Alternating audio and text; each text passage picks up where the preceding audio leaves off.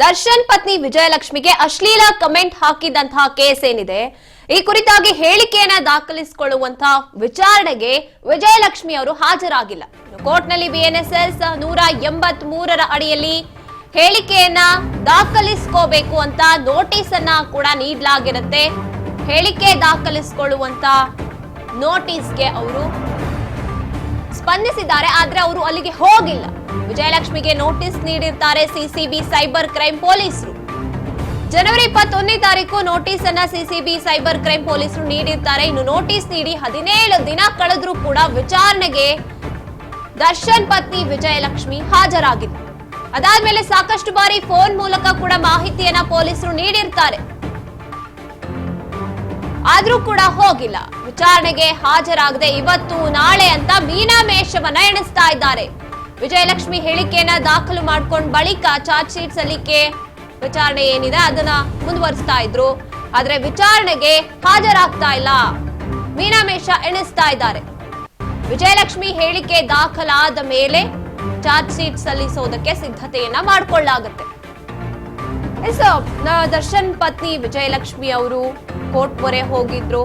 ಅಶ್ಲೀಲವಾಗಿ comment ಹಾಕ್ತಾ ಇದ್ದಾರೆ ನನ್ನ ವಿರುದ್ಧ ಅಂತ ಸಾಕ್ಷಿ ಸಮೇತ ಅವರು ಕೋರ್ಟ್ ಮೊರೆ ಹೋಗಿದ್ದಂಥದ್ದು.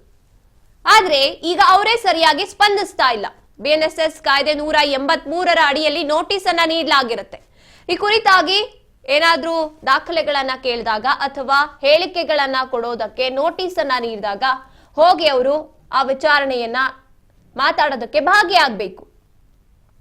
ಆದ್ರೆ ಮೀನಾಮೇಷ ಎಣಿಸ್ತಾ ಇದ್ದಾರೆ. 17 ದಿನ ಆಗಿದೆ ಕೋರ್ಟ್ ನೋಟಿಸ್ ಅನ್ನ ನೀಡಿ ವಿಚಾರಣೆಗೆ ಹಾಜರಾಗಬೇಕು ಅಂತ.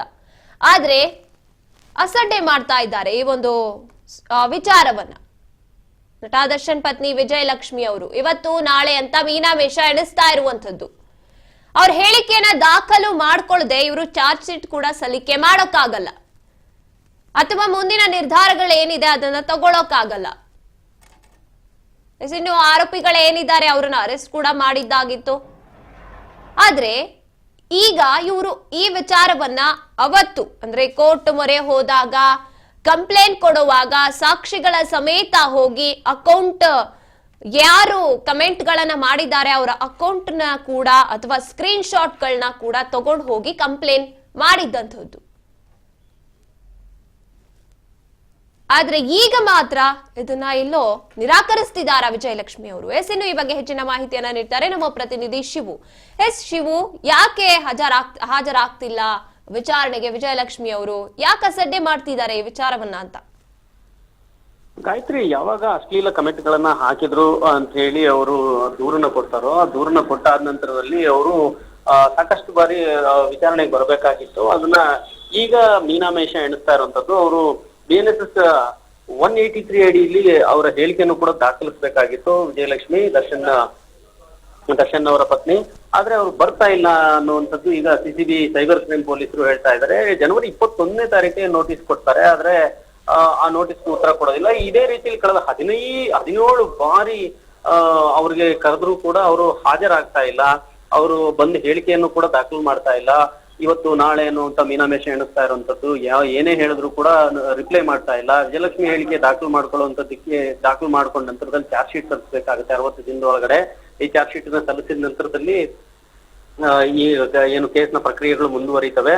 ಸೊ ಈ ಸೈಬರ್ ಪೊಲೀಸರು ಈ ವಿಜಯಲಕ್ಷ್ಮಿ ಅವರ ನಡೆಯಿಂದ ಒಂದು ರೀತಿಯಲ್ಲಿ ಅಸಮಾಧಾನಕ್ಕೊಳಗಾಗಿದ್ದಾರೆ. ಯಾಕೆ ಅಂತ ಹೇಳಿದ್ರೆ ಇವರು ದೂರನ್ನ ಕೊಡ್ತಾರೆ, ದೂರನ್ನ ಕೊಟ್ಟಾದ್ಮೇಲೆ ಆರೋಪನಿಗಳು ಕೂಡ ಬಂಧಿಸೋದಕ್ಕೆ ತಡವಾಗಿರೋದ್ರ ಬಗ್ಗೆ ಕಮಿಷನರ್ಗೂ ಕೂಡ ದೂರನ್ನು ಕೊಡ್ತಾರೆ. ಬಳಿಕ ಎಕ್ಸ್ ನಲ್ಲೂ ಕೂಡ ಅಸಮಾಧಾನವನ್ನು ತೋಡ್ಕೊಳ್ತಾರೆ. ಸೊ ಈ ರೀತಿಯಲ್ಲಿ ಪೋಸ್ಟ್ ಗಳನ್ನ ಹಾಕ್ತಾರೆ. ಸೊ ಅಲ್ಲದೆ ಮನೆಯಲ್ಲಿ ಕಳ್ಳತನ ಪ್ರಕರಣದಲ್ಲೂ ಕೂಡ ವಿಜಯಲಕ್ಷ್ಮಿ ಅವರ ಮನೆಯಲ್ಲೇ ಒಂದು ಕಳ್ಳತನ ಆಗಿರುತ್ತೆ. ಆ ಒಂದು ಕಳ್ಳತನ ಪ್ರಕರಣದಲ್ಲೂ ಕೂಡ ಪೊಲೀಸರಿಗೆ ಸರಿಯಾದ ಮಾಹಿತಿಗಳನ್ನ ನೀಡೋದಿಲ್ಲ, ಸರಿಯಾದಂತ ಸಹಕಾರ ಕೊಡೋದಿಲ್ಲ.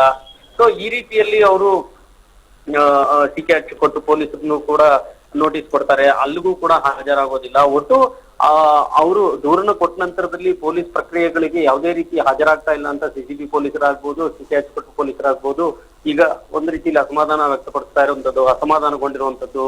ಗಾಯತ್ರಿ, ಧನ್ಯವಾದ ನಿಮ್ಮೆಲ್ಲ ಮಾಹಿತಿಗಾಗಿ ಶಿವು.